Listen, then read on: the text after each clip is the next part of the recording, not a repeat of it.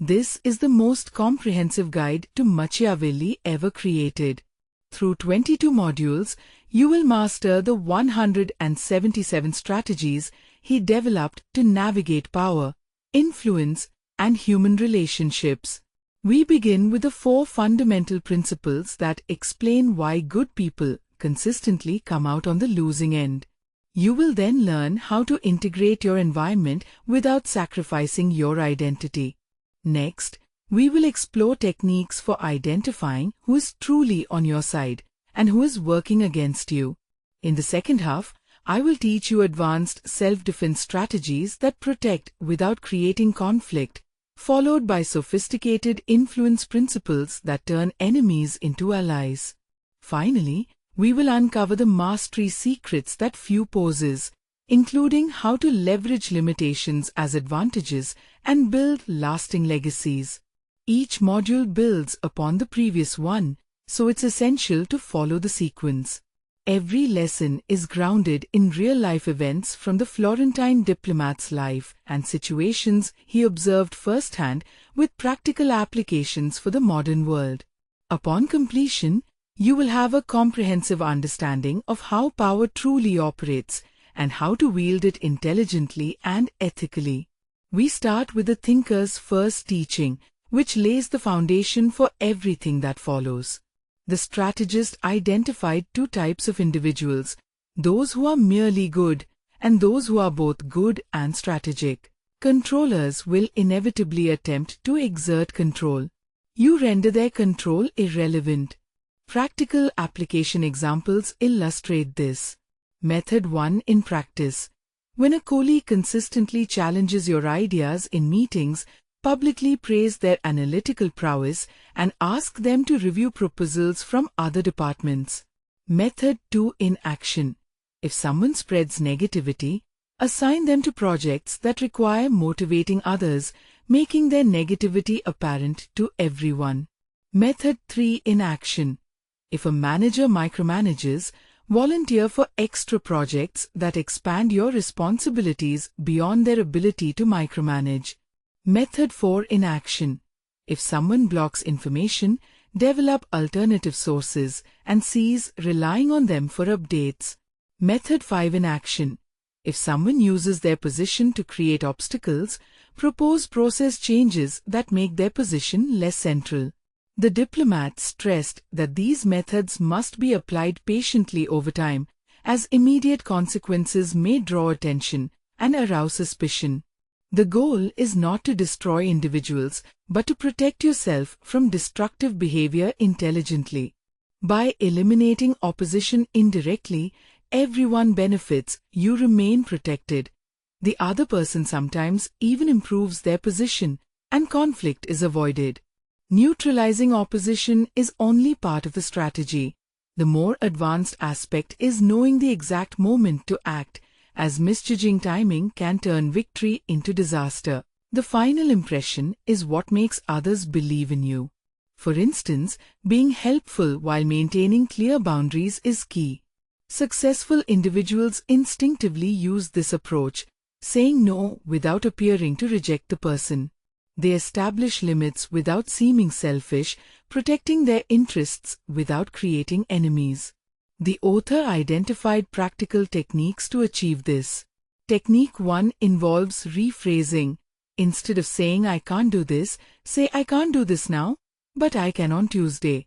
Technique 2 is redirection. Rather than stating this isn't my responsibility, say for this to work well, it would be better for someone familiar with X to handle it. Technique 3 is conditioning. Instead of direct rejection, set conditions that make the request less appealing, such as I can do it, but it'll take 2 weeks due to other priorities. The goal isn't to deceive, but to communicate needs while preserving relationships and protecting interests. Effective leaders do this automatically, rarely saying no bluntly. Instead, they offer alternatives, set conditions, or redirect in a way that makes the other person feel heard. This approach works because it respects the other person's ego while safeguarding one's energy. However, applying the first two techniques without understanding the context can be risky, as not every situation is the same. The third lesson is about identifying the type of environment you are facing. Both parties benefit from remote work. However, the author discovered that recognizing the window of opportunity is only half the battle. The other half is having prior preparation. He observed that successful individuals consistently do two things.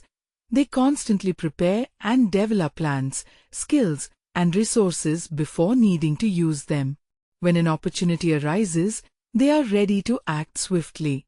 They execute quickly when they identify the right moment, as windows of opportunity close rapidly. Hesitation leads to loss. The formula was preparation plus recognition, plus speed, seizing the occasion, and practical application of the system. The first step is mapping, identifying the changes one wishes to make in different areas of life. The second step is preparation, developing what's necessary for each change, including skills, resources, contacts, and arguments. The third step is monitoring, observing the 5 signals in environments of interest. The fourth step is swift action, executing immediately when multiple signals align. Practical examples include career advancement, preparing for promotions before vacancies open during leadership changes, and presenting a proposal when there's pressure for results, available budget, and a receptive audience. For relationships, preparing for difficult conversations before crisis and having them when the person is receptive with time available and in a private setting is key. For investments, studying opportunities before having capital and investing when there's market instability, available resources, and multiple specialists recommending it is crucial. For family changes, planning major decisions before transitional moments and implementing them when there's consensus, resources, and favorable external timing is essential. The diplomat realized that the difference between lucky and unlucky individuals isn't chance, it's preparation meeting opportunity. Moreover, mastering the timing of opportunities is crucial, but there's an even more fundamental skill, knowing whom to involve in each situation. This leads to the final module on building influence. A question every competent leader asks, and likely one you've asked too, is how to be taken seriously without being hated. The thinker found the answer by studying a paradox observed in 1503 during negotiations with Caesar Borgia, who was simultaneously the most feared and respected leader in Italy. His enemies hated him, but his subordinates were extremely loyal. Even those who disagreed with his methods acknowledged his competence. The strategist found that there's a fundamental difference between fear that generates respect and fear that generates revolt, determining whether one builds lasting authority or creates enemies who will work to overthrow them. The secret lies in understanding 3 different types of fear: destructive fear, which generates hatred and rebellion; respectful fear, which generates admiration and loyalty; and constructive fear, which generates motivation and growth.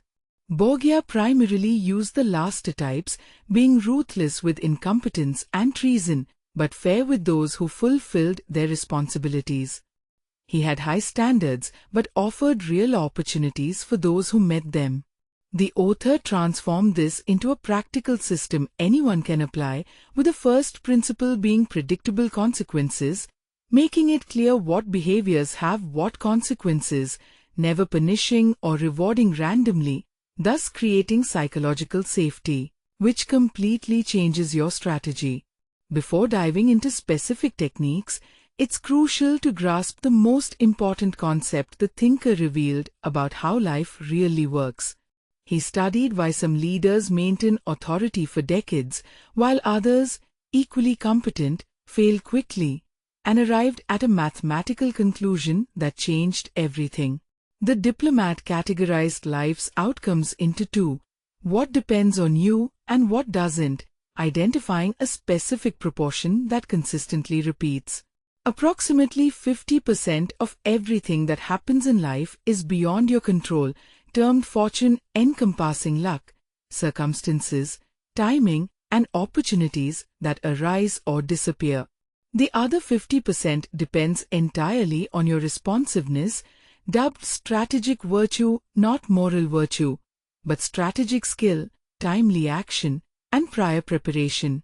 This is revolutionary because most people invert this proportion in practice, spending 80% of their energy complaining about the 50% they don't control and only 20% developing the 50% they do control, resulting in them becoming victims of circumstance. Those who master the game do the opposite. They quickly accept the 50% they don't control and invest all their energy in developing the 50% they do control.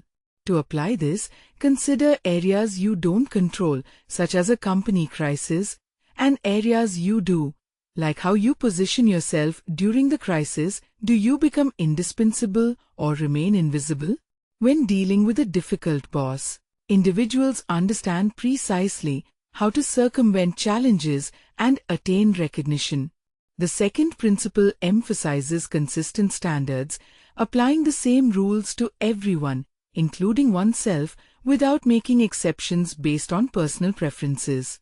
This fosters respect, as people perceive that decisions are guided by principles rather than whims.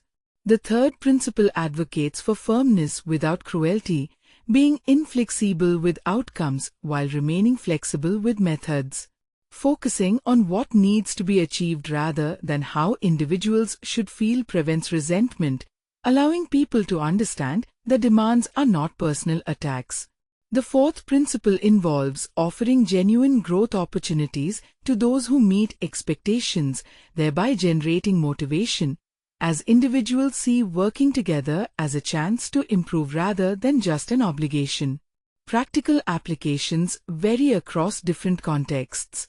As a supervisor, being clear about deadlines and quality while helping individuals develop the necessary skills to meet standards is essential. Publicly acknowledging those who deliver quality results is also crucial. As a parent, establishing clear rules and consistent consequences while explaining the reasoning behind them is vital. Celebrating positive behaviors is as important as correcting negative ones. In relationships, clearly communicating needs and boundaries while recognizing efforts and improvements is key. Being firm against disrespect while being generous with goodwill is also necessary. As a project leader, setting challenging yet achievable goals, providing regular feedback, and creating growth opportunities for outstanding individuals is vital. A diplomat noted that leaders who master this dynamic establish what he termed magnetic authority, making people want to work with them even when they know it will be demanding, as constructive fear is, in fact, a form of respect. People fear disappointing such leaders not because of potential punishment, but because they know that these leaders have high standards and offer real opportunities. The crucial difference lies in the intention behind firmness, development versus domination. However, being respected is only one aspect of influence. The other is knowing when to be direct and when to be subtle, a choice that can determine whether one achieves their objectives or creates unnecessary resistance. Observing how different people react to the same difficult situation reveals that some tackle it head-on like lions, while others navigate around it like foxes. The question remains as to when each approach is most effective. A thinker had to answer this question firsthand in 1502 during an extremely delicate diplomatic mission negotiating with Vitalo Vitelli, a conductor known for his brutality and distrust. The mission was to convince Vitelli to ally with Florence, despite his history of betraying previous agreements. The strategist had two options: directly confront the issue of trust, adopting a lion's approach, or indirectly maneuver to make betrayal disadvantageous, using a fox's strategy. If he chose the lion's approach, directly questioning Vitelli's reliability would likely result in being expelled from negotiations or wars. If he opted for the fox's approach, figning trust while secretly creating safeguards might secure an agreement but would leave him vulnerable. The diplomat chose a third option that altered his understanding of strategic influence, combining both approaches within the same conversation. Initially, he acted like a fox, praising Vitelli, demonstrating respect for his military conquests, and discussing mutual benefits which lowered Vitelli's defenses. Then, he acted like a lion, presenting concrete evidence that Florence had retaliation means if betrayed, establishing clear consequences.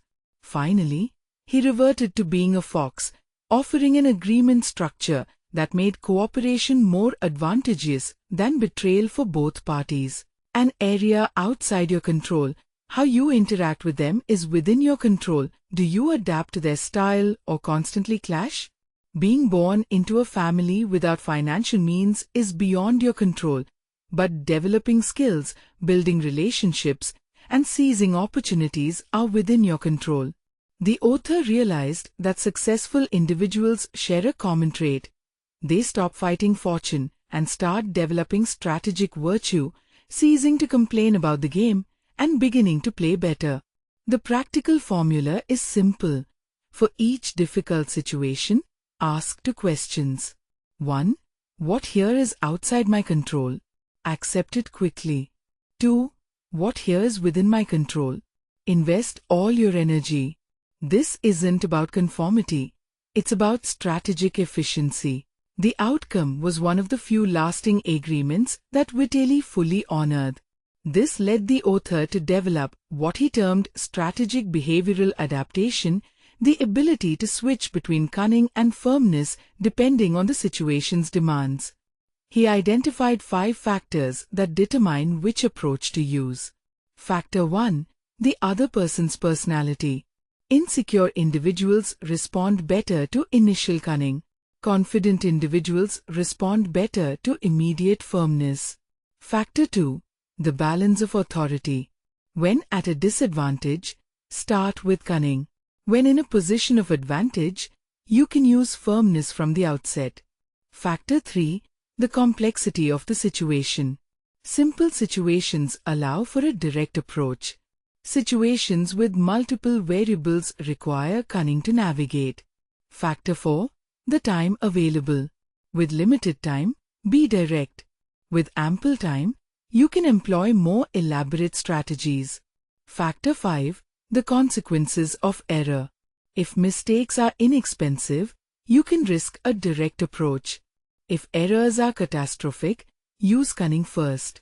The thinker developed a practical manual on when to alternate. Begin like a fox when the other person is defensive. You need information first. There are multiple interests at play, or you are in unfamiliar territory. Begin like a lion when you have a clear advantage. The situation is urgent, the other person respects firmness, or you've already tried cunning without success. Alternate during the conversation when you realize the current approach isn't working. You've achieved what you needed from one phase and want to move to the next, or the context has changed mid-interaction. Practical examples of application include salary negotiation. Start like a fox, demonstrate value, and understand the company's limitations. Then, like a lion, present a specific proposal with clear alternatives. In a conflicted relationship, begin like a fox. Validate feelings and understand the perspective. Then, like a lion, establish boundaries and consequences. In team leadership, be a fox to motivate and engage. Be a lion to set standards and enforce accountability. In family situations, use cunning to understand dynamics and firmness to establish fundamental positions. The crucial revelation was that truly influential people are neither always cunning nor always direct. They fluidly alternate between the two approaches as the situation demands. This requires emotional flexibility and a controlled ego. You need to be willing to be subtle when the situation calls for subtlety and direct when it demands firmness. However, mastering this alternation is just one tool of influence. The most powerful tool is transforming individuals who work against you into those who work in your favor. And that may be the most valuable skill the diplomat developed. What's more challenging, making a stranger like you or making an enemy work in your favor? The answer contradicts what seems logical. The strategist revealed this in 1525 in a situation that seemed impossible to resolve. He was trying to restore his political career but faced active opposition from Francisco Guicciardini, one of Florence's most influential men and his declared critic. Guicciardini had publicly blocked several attempts by the thinker to return to public service. He considered him a dangerous Republican and made sure to remind anyone who would listen. The situation seemed hopeless until he applied a strategy that transformed his greatest obstacle into his greatest advocate. Instead of trying to convince Guicciardini that he was wrong, he did something entirely different. He asked Guicciardini for help in solving a challenge unrelated to his career. "A war is approaching," he said. "Florence needs a military strategy. You are renowned for your brilliance in that area. You could review some ideas I am developing." Guicciardini, impressed by the inquiry and genuinely concerned about Florence's defense, he agreed to analyze the diplomat's work. The subsequent events perfectly illustrate the psychology behind converting adversaries. While working on military strategies, Guicciardini began to appreciate the quality of the most relevant authors' thinking. He started to feel invested in the success of these strategies since he had contributed to their development. Within 6 months, Guicciardini not only ceased to obstruct the strategist but actively recommended him for significant positions. This led the thinker to formulate what he called the principle of interest inversion. The most effective way to neutralize opposition is to make the opponent feel invested in your success. He identified 4 psychological stages in this conversion process. Stage 1, disarmament, involves removing or circumventing the initial reason for hostility without directly confronting it. Stage 2, engagement, creates a reason for the person to work with you that benefits them regardless of their opinion about you. Stage 3, investment, makes the person contribute something valuable to a joint project. Stage 4, identification, occurs when the person starts to see the project's success and, consequently, your success as an extension of their own value. To apply each stage practically, start with disarmament by not defending past positions or trying to prove the other person wrong. Acknowledge valid perspectives in criticisms and focus on the future rather than the past. For strategic engagement, identify something the person genuinely values and connect it to a project where you need their help. Position them as a specialist in that specific area. For emotional investment, visibly implement their suggestions, give public credit for their contributions, and ask for additional input in important decisions to create a sense of shared ownership. For natural identification, celebrate successes as joint achievements, consult the person in other areas, and treat them as a partner rather than a former adversary. Modern applications include asking a sabotaging colleague for help in their area of competence, proposing a project to an underestimating superior that benefits their objectives, or seeking advice from a disapproving family member on an unrelated matter where they have moral authority. The diplomat's crucial finding was that people rarely change their minds through arguments, but often do so through positive collaborative experiences. When someone works with you and sees good results, hostility becomes cognitively inconsistent, making it easier to adjust their opinion about you than to live with the contradiction. However, turning enemies into allies is only part of the equation. The other part is knowing how to use conflicts constructively rather than always trying to avoid them. Notably, the most enduring and productive historical partnerships often originated from intense conflict. The thinker's observation of ancient Rome's political dynamics through the writings of Titus Livius challenged his previous understanding of harmony and cooperation. The Roman Republic lasted nearly 500 years longer than any modern democracy, not because it avoided conflicts, but because it managed them effectively. It endured because it had institutionalized the clash between different social classes. Patricians, aristocrats, and plebeians, the common people, were in constant tension. They fought for authority, rights, and resources. At times, the conflicts were so intense that they almost led to civil war. However, this perpetual tension forced both sides to continually negotiate, make genuine concessions, and seek creative solutions, maintaining mutual vigilance. The outcome was an extremely adaptable and resilient political system. This led the strategist to realize something revolutionary. Well-structured conflict doesn't destroy systems, it strengthens them. He contrasted this with absolute principalities where there was no institutionalized conflict. In such systems, when issues arose, there were no mechanisms to process them, resulting in either stagnation or explosion. The author formulated what he called the theory of productive tension. Healthy systems need legitimate channels to express and resolve differences. This applies to any type of relationship. In marriages, couples who never fight generally have unresolved difficulties accumulating. Couples who fight constructively develop conflict resolution skills. In companies, organizations where everyone always agrees are often complacent and lose competitiveness. Organizations with healthy debate are more innovative in their friendships. Friends who never confront each other on important issues sometimes develop hidden resentments. Friends who can openly disagree frequently have deeper bonds. In families, those that avoid all conflict sometimes explode into major crises. Families that regularly process differences are more resilient. However, the diplomat identified a crucial difference between destructive and constructive conflict. Destructive conflict focuses on attacking the person, not the challenge, seeking total domination by one side, ignoring the other side's legitimate interests, and having no limits or rules of engagement.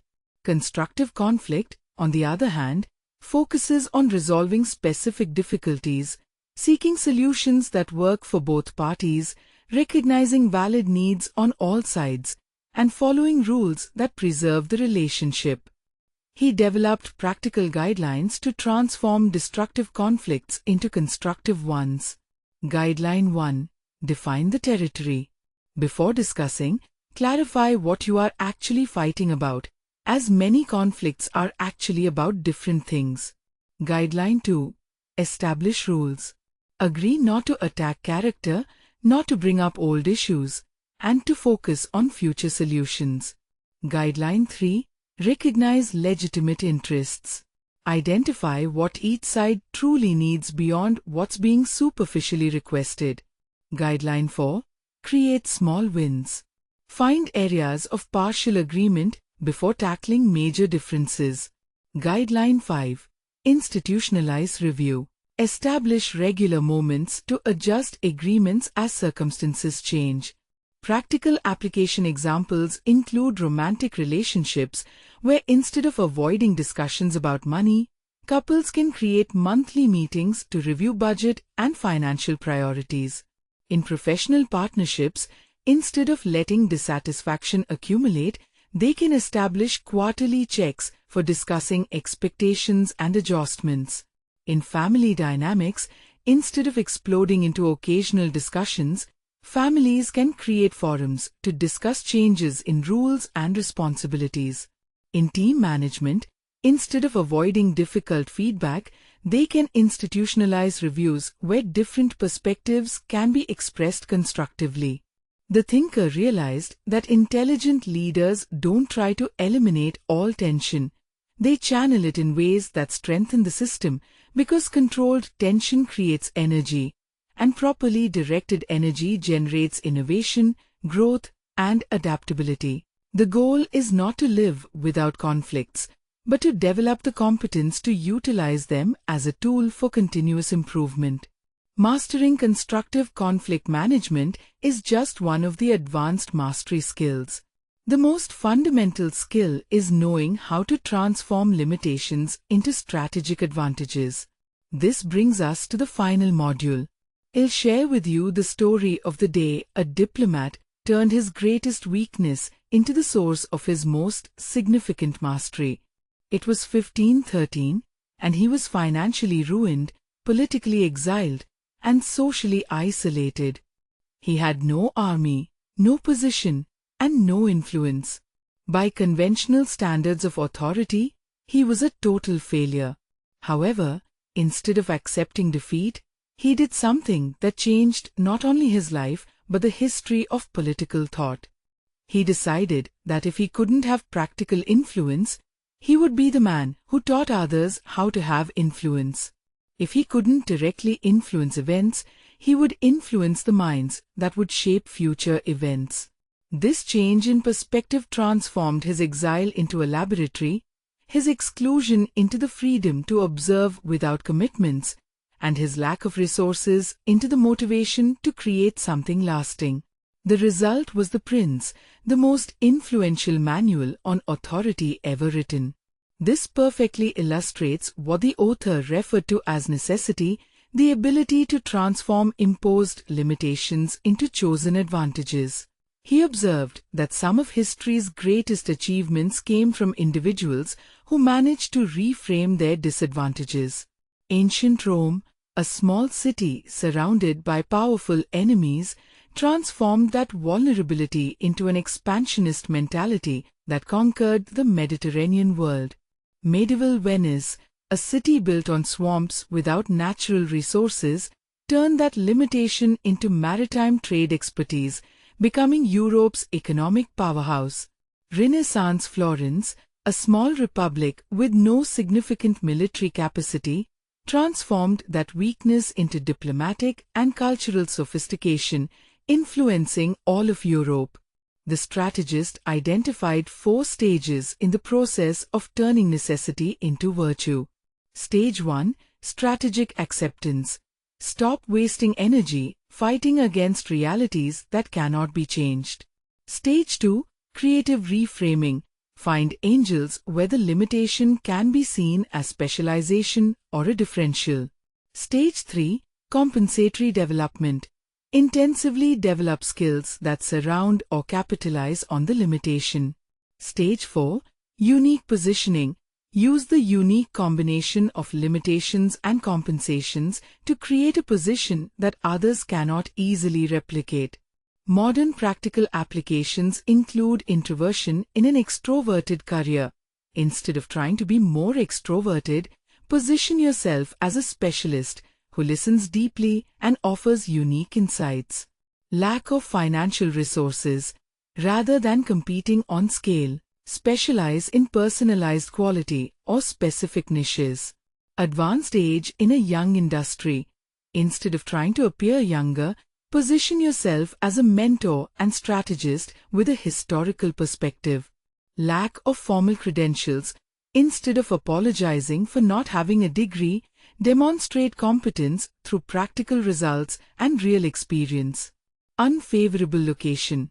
Rather than complaining about being distant from centers, position yourself as a specialist in regional markets or remote work. The thinker's formula for this transformation involves Step 1, listing your real and perceived limitations.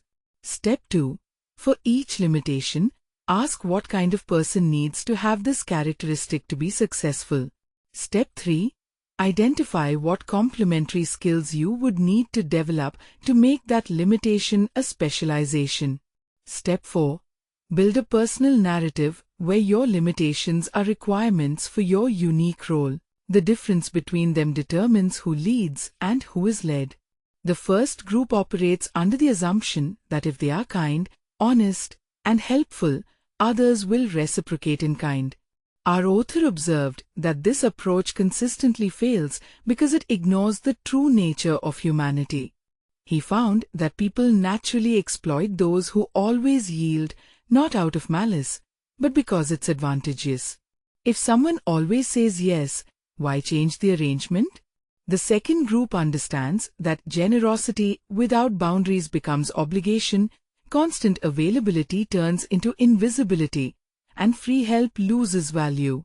They apply what he termed calculated generosity. They do good consistently but clearly establish when, for whom, and what they expect in return. Practical examples illustrate how this works. At work, instead of accepting every extra task, you accept only those that add visibility or skills and make it clear you are going beyond your duties. In relationships, rather than always yielding in alternate decisions, sometimes you do what the other wants, and sometimes you do what you want, creating balance. With friends, instead of always being the organizer and pair, you contribute when others do, avoiding becoming the utility friend. The diplomat's formula was clear: be good, but make others invest in the relationship as well, because only mutually invested relationships generate mutual respect. This doesn't make you selfish. It makes you sustainable. To effectively apply strategic virtue, you must understand a crucial aspect. Different environments function in distinct ways. There are territories where being collaborative is beneficial and others where it's perceived as a weakness. The next lesson is about identifying the type of environment you are dealing with. A key question will determine how much you can apply what we're learning. Do you believe people can fundamentally change? If you answered yes, you urgently need the fourth lesson, as this belief may be undermining your strategies. The thinker spent years as a diplomat negotiating with numerous leaders from various cultures and backgrounds, and he began to notice something disturbing. Regardless of culture, education, or social status, behavioral patterns repeated themselves, the same motivations, fears, and reactions in similar situations. This led him to formulate what might be his most useful yet overlooked teaching. Human nature is a constant. People change their opinions, styles, and interests, but they rarely alter their fundamental character. The basic impulses that drive them remain the same. You will be given practical examples of how this works. A person who consistently makes excuses for not helping will continue to do so, not because they dislike you, but because they avoid extra responsibility. A boss who promises promotions but never delivers will continue this pattern, not because they are malicious, but because using future expectations to motivate people is their habit. A friend who always turns conversations into competitions will continue to do so, not because they wish to harm you, but because needing to feel superior is part of their psychological makeup. This means you can predict behavior with impressive accuracy. The strategist turned this into a strategic advantage. Instead of trying to change people, he learned to work with their nature. If someone was naturally competitive, he used competition to motivate them. If someone was insecure, he offered reassurances. If someone was greedy, he structured agreements where their greed benefited his objectives. The practical formula is to observe how someone consistently acts, assume they will continue to do so, and structure your interactions accordingly.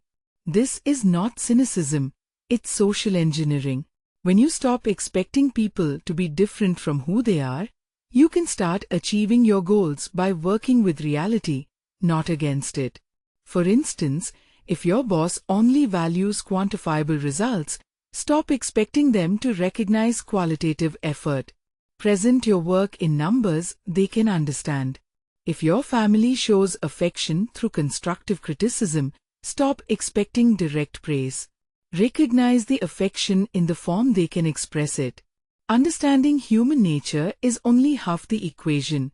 The other half is knowing how to navigate environments where that nature manifests differently. This brings us to the next set of lessons: how to integrate into new territories without losing your identity. We will begin the second module with a thought experiment the diplomat used to train new diplomats. Imagine you are assigned to 3 different missions, negotiating with a warrior tribe that respects only strength, with a refined court that values subtlety, and with merchants concerned only with practical results. If you use the same approach in all 3 scenarios, what would be the outcome? The author found that this is the difference between those who manage to integrate into any environment and those who always remain on the outside. This is the first pillar. To apply this without creating conflict, you need to master the second teaching, the difference between absolute truth and useful truth, because you can't always be direct about your limits. Now that you've grasped the first principle, we move on to the second fundamental teaching. Not every truth should be expressed in the same way, at the same time, or to the same person. The thinker distinguished between 3 types of truth: what you think, what you say, and what you make others believe. Mastering this distinction is crucial for setting limits without creating unnecessary conflict. Each type of truth will be explained in detail. The truth you think is your genuine analysis of the situation. For instance, your boss is overloading you because they know you always accept everything. The truth you say is the adapted version designed to produce the desired outcome. The ability to discern the type of territory you are navigating and adapt your strategy accordingly is crucial. Based on his diplomatic observations, he categorized 3 fundamental types of environments: territories of strength, where displays of authority are the primary currency. Being overly courteous here is perceived as weakness. Modern examples include certain competitive corporate sectors, specific family dynamics, and environments with scarce resources. Territories of influence, where social skills and relationships determine position, stand in contrast. Here, being too direct is viewed as rude. Examples include academic environments, sophisticated social circles, and cultures that value hierarchy. Territories of results, where practical competence is paramount, form the third category. Excessive politicking is seen as a waste of time in these settings. Examples include startups, project teams, and goal-oriented environments. A key insight is that most people fail because they apply the strategy that makes them comfortable in territories that operate differently. The accountant who relies solely on logic in a political meeting, the salesperson who tries to be charming in a technical presentation, and the academic who speaks theoretically in a situation demanding immediate action are cases in point. The thinker identified practical indicators for each territory.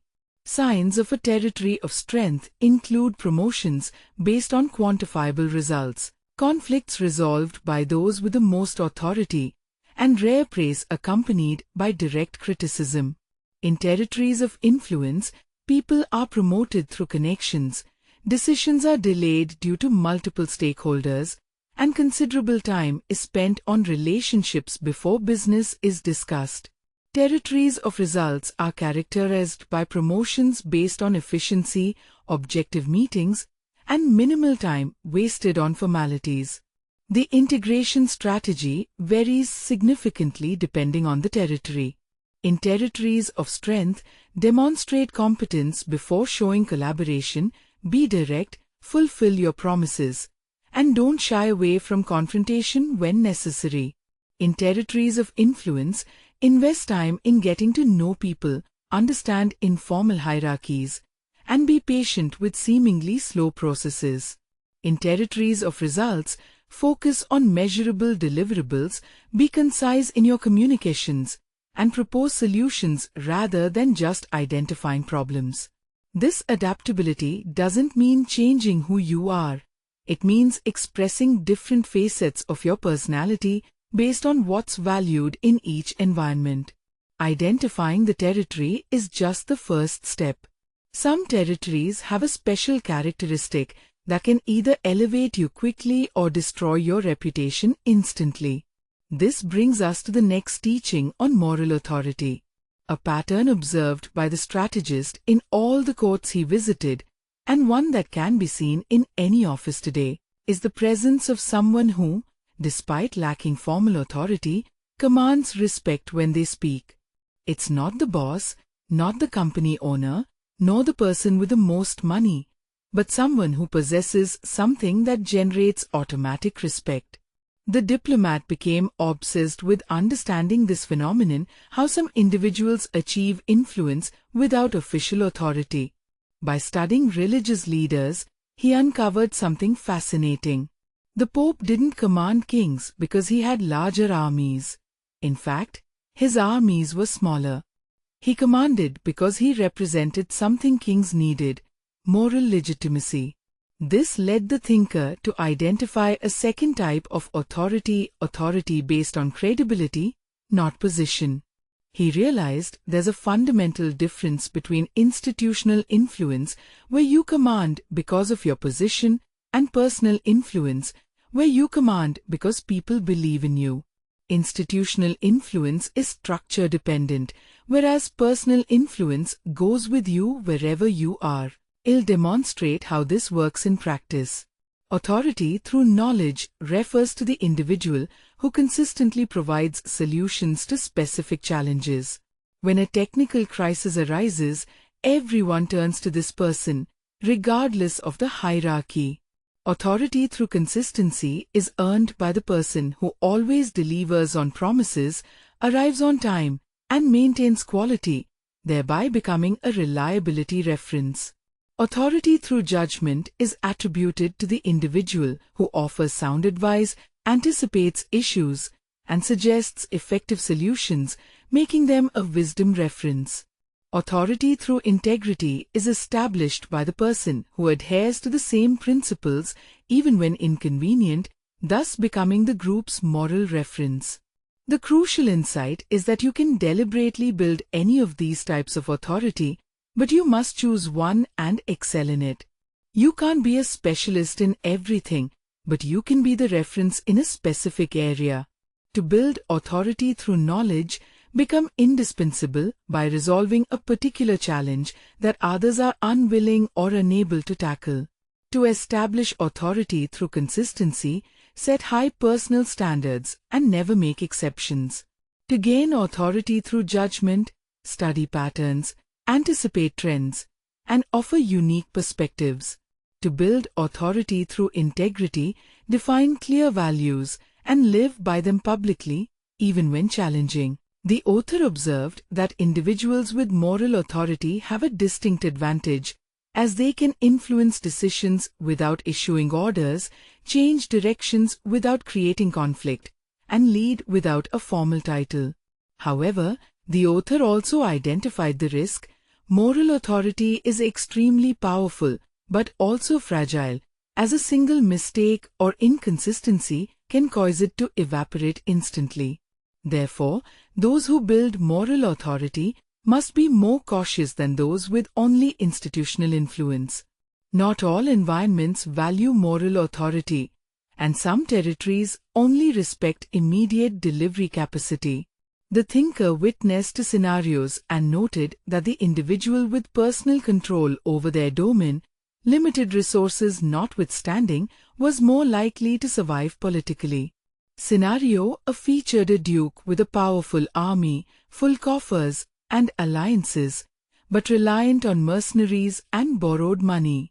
Scenario B presented a count with only 1,000 soldiers, limited resources, but personal control over every aspect of their domain.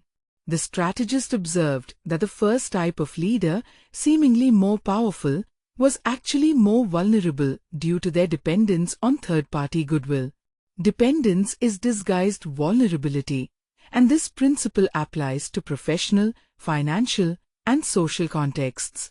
If your career relies on a single employer, client, or company, you are in a fragile position. If your income comes from one source, you are vulnerable. If your social circle depends on a central person, you are exposed. If someone rejects you, you lose access to the entire group, fostering emotional dependency.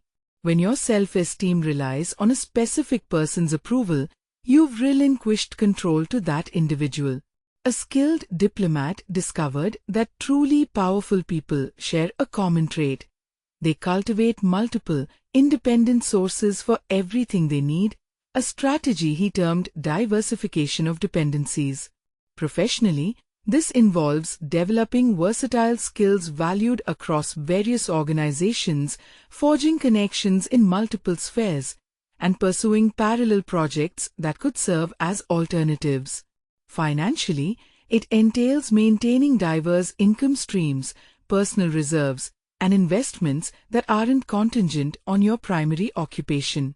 Socially, it means engaging with different groups that aren't interconnected and nurturing friendships within various circles, thereby avoiding emotional over-reliance on a single social basket. It's about building self-esteem rooted in personal achievements, not just external validation, and having multiple sources of satisfaction and purpose. This approach doesn't imply being distrustful or antisocial. Rather, it's about being strategic regarding vulnerabilities. Resilient leaders always have a contingency plan for critical dependencies, never placing their survival entirely in others' hands. A practical rule is to assess, for each vital aspect of your life, whether you have alternatives should the current source disappear. If not, you've identified a vulnerability needing attention. However, building independence is only half the equation. The other half is knowing when to leverage it and when to be more reserved to avoid alienating those who prefer dependence. Evaluating someone in your close circle, whether in your personal or professional life, involves mentally answering yes or no to specific questions. Does this person praise you to your face but speak differently behind your back? When you share good news, is their initial reaction enthusiasm, or do they quickly find fault? Do they frequently mention your flaws under the guise of helping? When you are facing difficulties, do they become more or less present in your life? Do they ask detailed questions about your projects but rarely share their own? If you've answered yes to 3 or more of these, the individual might be considered an undeclared threat. Historical figures have learned this the hard way, such as in 1512 when certain colleagues, despite years of collaboration and shared ideals, quickly aligned with a new regime and even aided in identifying those to be ostracized. This betrayal prompted the development of a system to discern true loyalties from superficial ones, revealing that those who would betray you often maintain a facade of friendship while subtly undermining your position. Key indicators include inconsistency between public and private behavior, systematic minimization of your achievements, criticism disguised as constructive feedback, and a lack of genuine support during difficult times. Recognizing these patterns can be crucial in navigating personal and professional relationships effectively. Selective availability is a trait exhibited by loyal individuals who appear precisely when needed. Conversely, saboteurs tend to vanish during challenging times, only to resurface when circumstances improve. The fifth signal involves symmetrical information gathering, where loyal individuals exchange information equitably, whereas saboteurs consistently seek to acquire more than they divulge.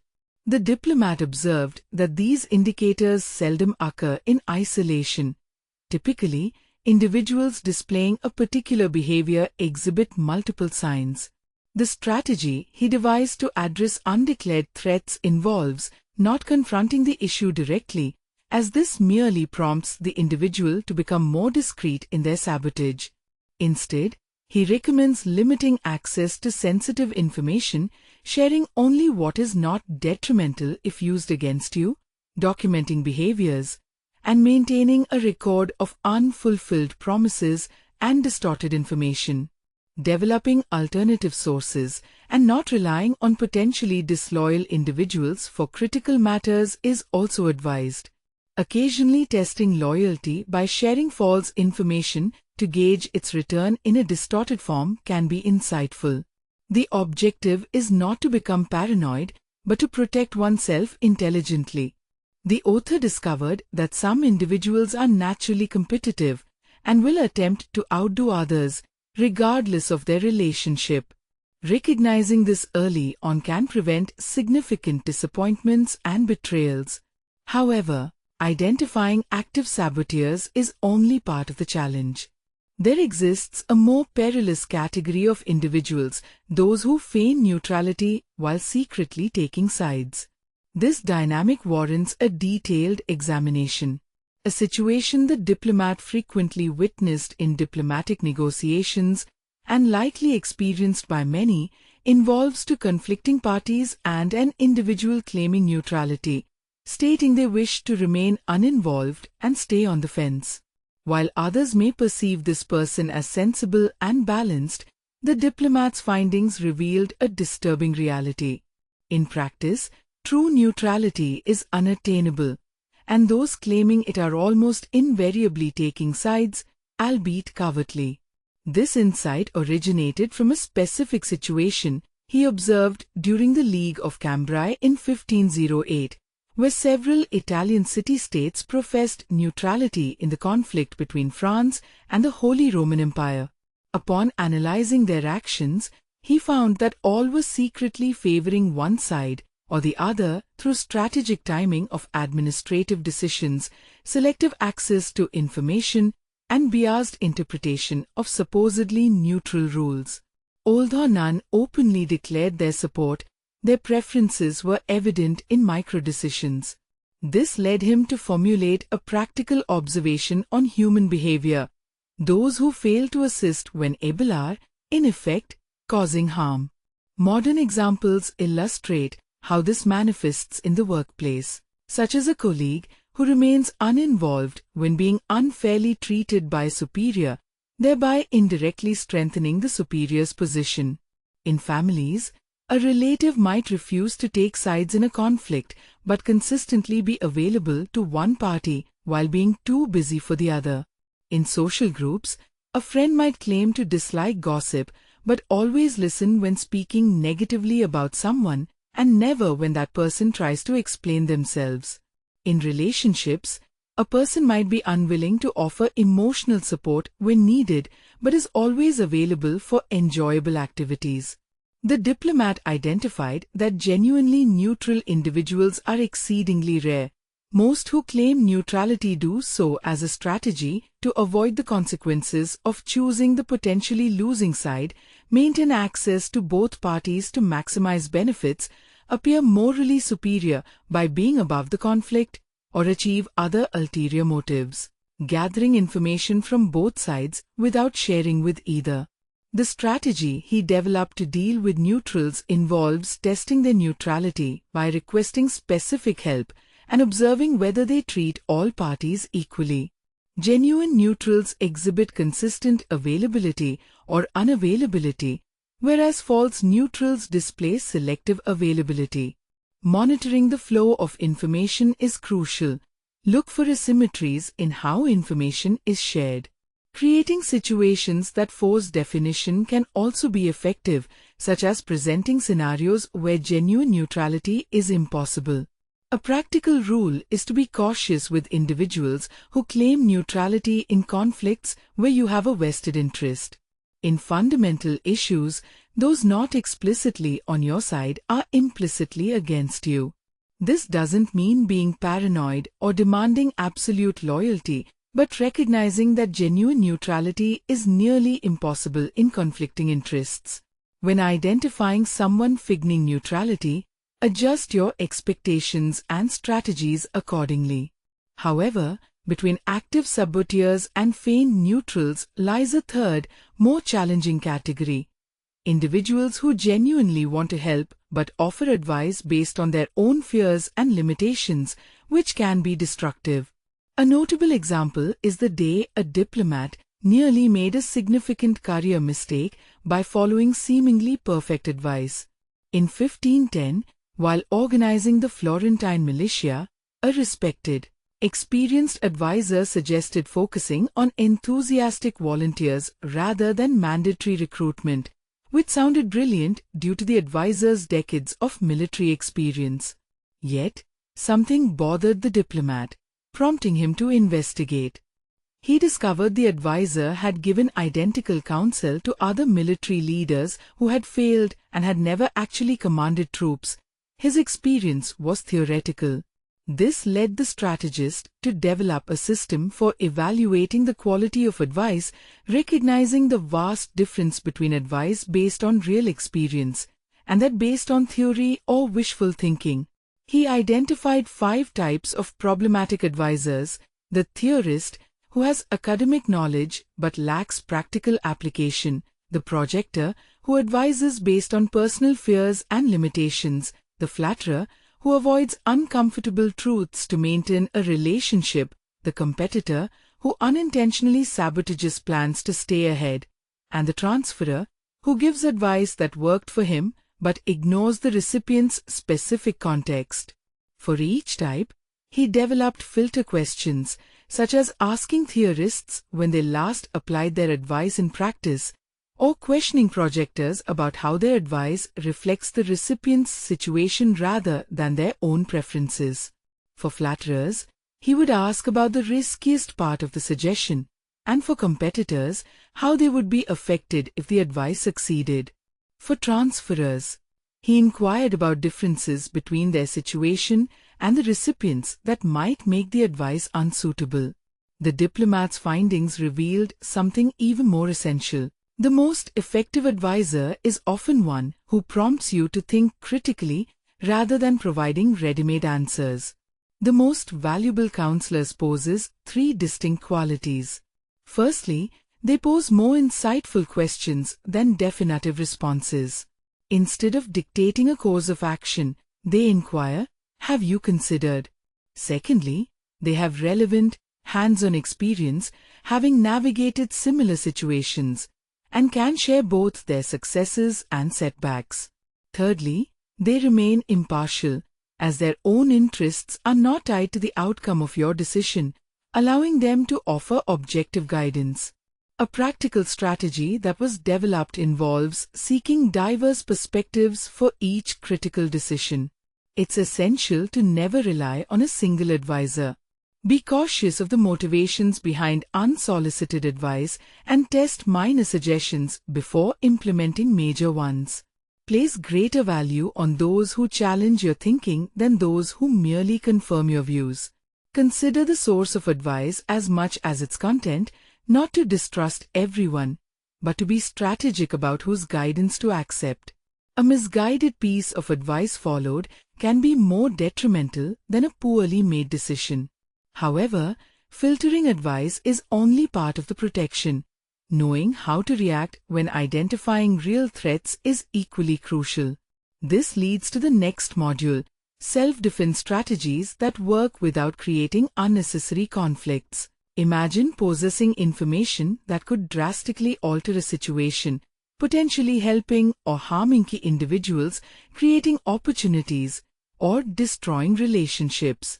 The question that distinguishes masters of communication from amateurs is, when do you reveal such information?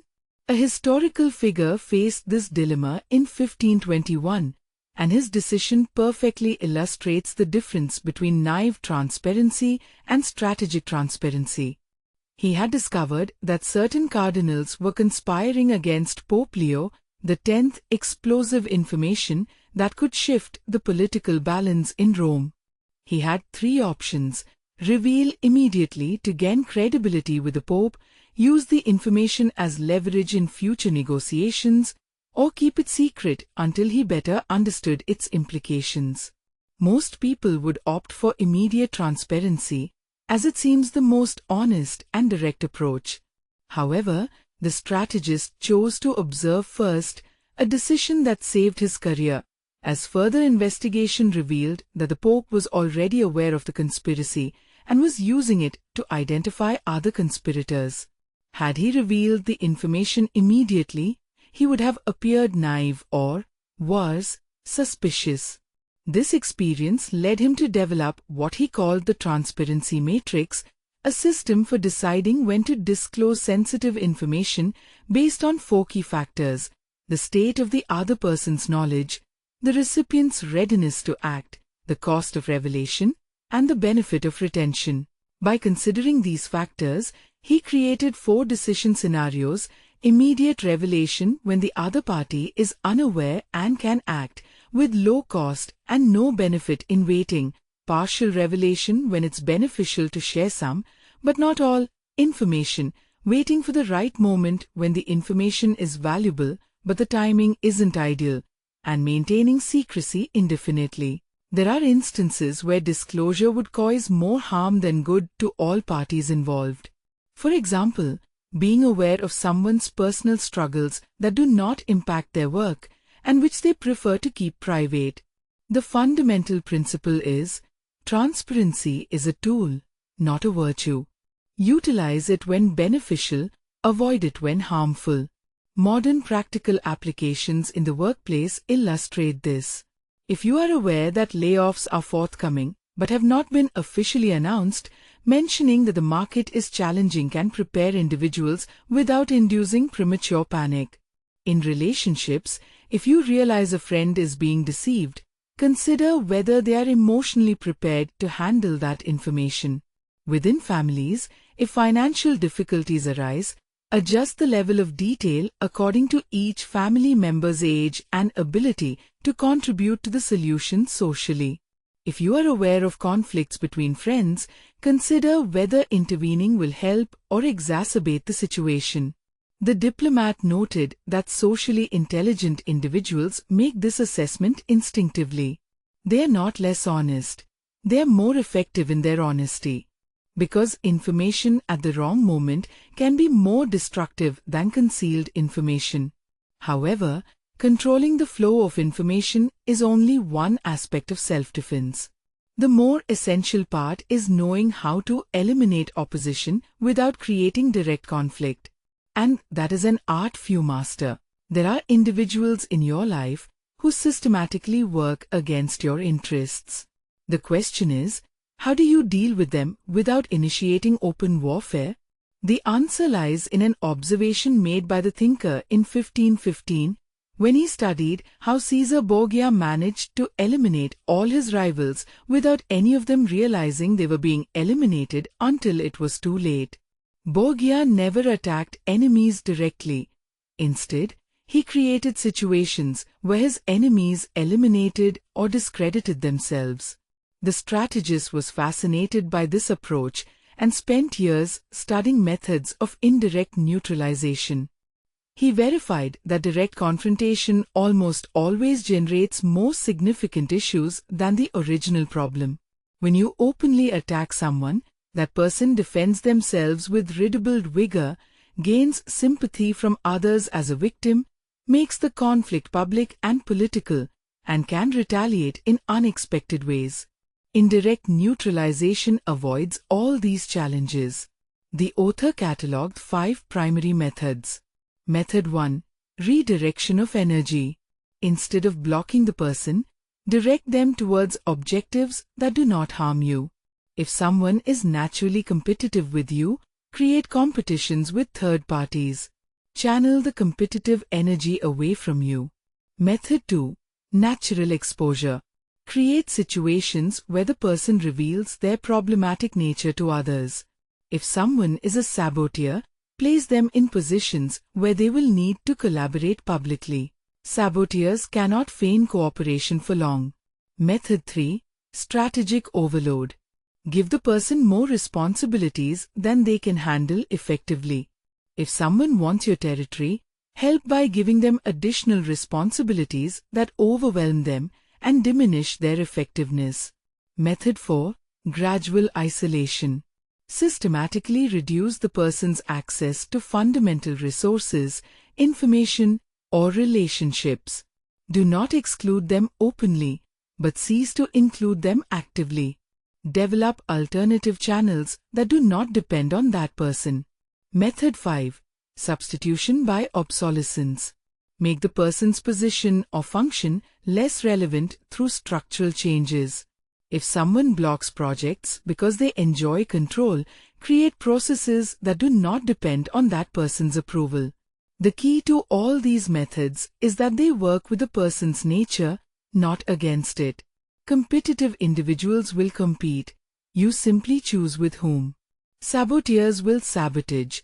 You just create situations where that becomes self-destructive.